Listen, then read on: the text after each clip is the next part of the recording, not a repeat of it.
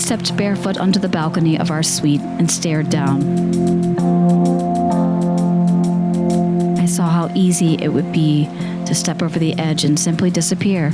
And for a few crazy minutes, I couldn't imagine any other option.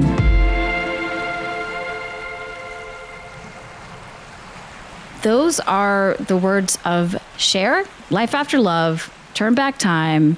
That's right. And we are exploring Cher, the memoir, part 1. This woman is resilient. She is a badass.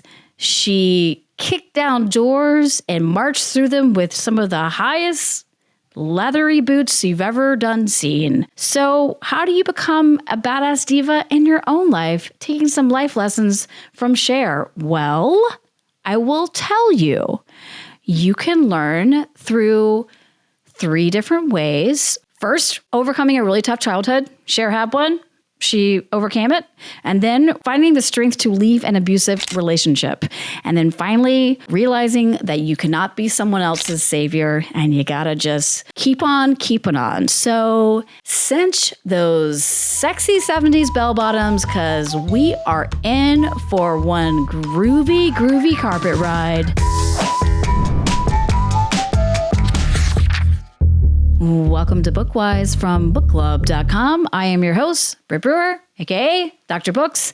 I am not a licensed medical professional, but I am just one woman in a place that has books, and I read them quite a bit. So first, we are going to talk about how Cher had one just banger of a tough childhood. She says that her formative experiences left her with a faulty emotional thermostat, and can you blame her? And she says, to this day, I can jump from happiness to drama or from gleeful poses to Lady Macbeth in a blink.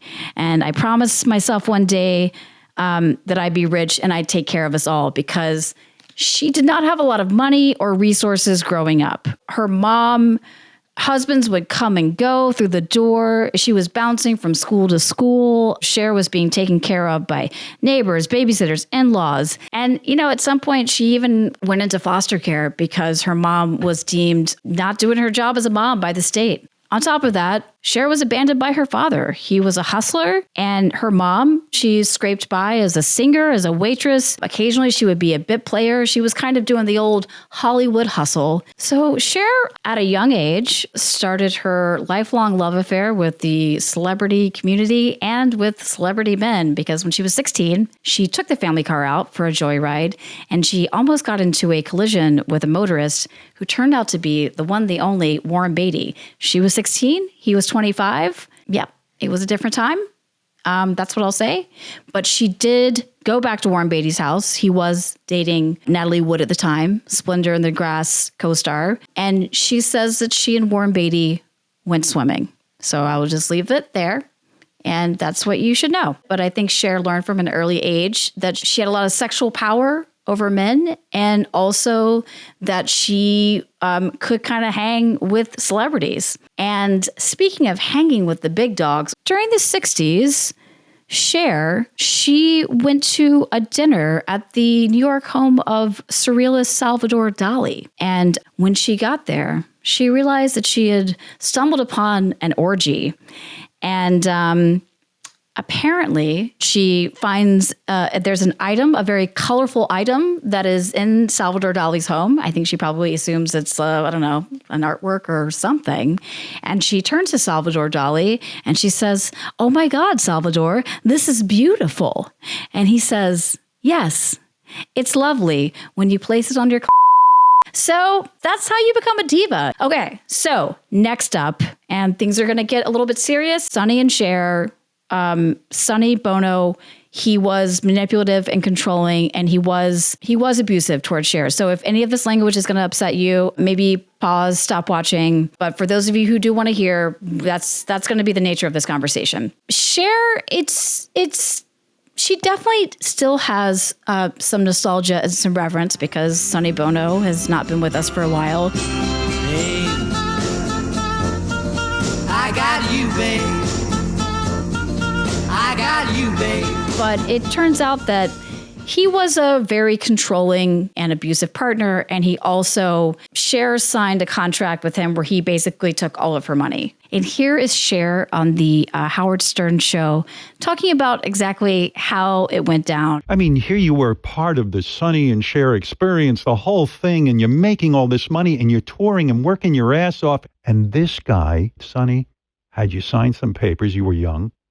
And it was called Cher Enterprises. Cher Enterprises. It was very much like Born Yesterday. I mean, the guy could have been decent with you and said, listen, Cher, you made half this money. I'm not entitled to it. Well, yeah, absolutely. I mean, it's outrageous. And I mean... Oh, okay. Oh, his answer was, because I knew you'd always leave me. Yeah, but what kind of answer is that? And I said, well, that's not good enough. She met Sonny when she was very young. He was older. He was married at the time. He ended up divorcing. So there was definitely a sort of daddy issue, daddy father or daddy daughter situation happening.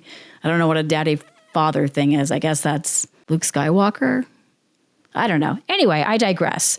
So they had some great chemistry on stage, but backstage, Sonny was fully controlling her life, what she ate, how she brushed her teeth, all of those things. Sonny was in control. And not only that, but, you know, he cheated on her, but was also very controlling about who she could see, about what dinners she could go to. So it was a very uneven kind of split. Cher actually talks about the time that she was having a lot of miscarriages. They were having trouble conceiving, but you know, she was always thinking about Sonny and she was always like trying to put him first. And she ended up getting a secretary for him to help him as he was writing a movie called Chastity that they would both star in. That would also be the name of their child.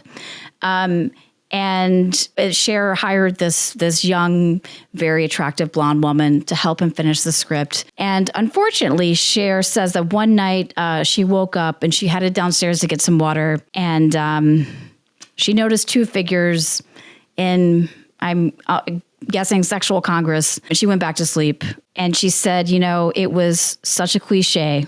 It broke my heart. So yeah, it wasn't good. It was, and in fact, just to harken back to the original quote, it was so bad that, you know, Cher, she contemplated suicide, but she rose like a phoenix from the ashes. Okay. So our last how to rise from the ashes to be a female badass phoenix, Cher goes into depth about her relationship with Allman Brothers' Gregg Allman.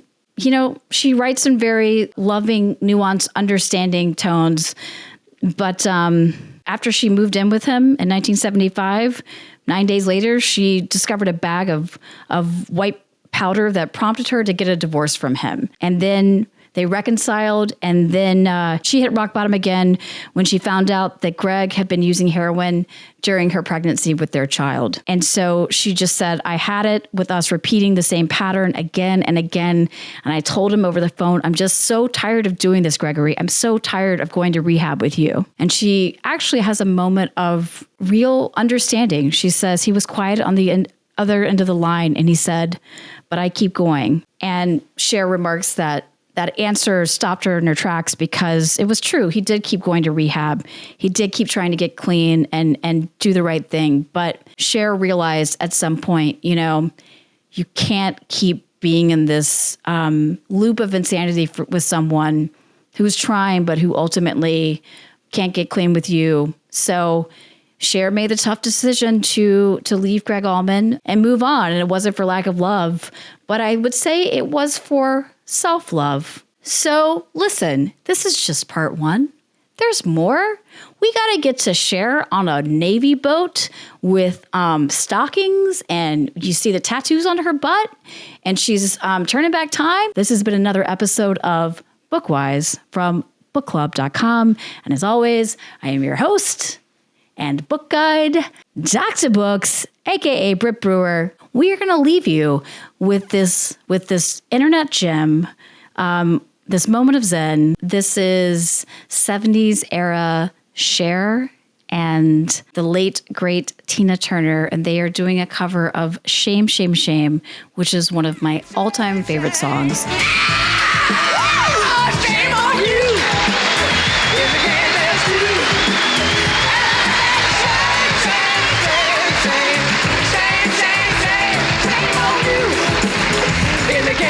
you.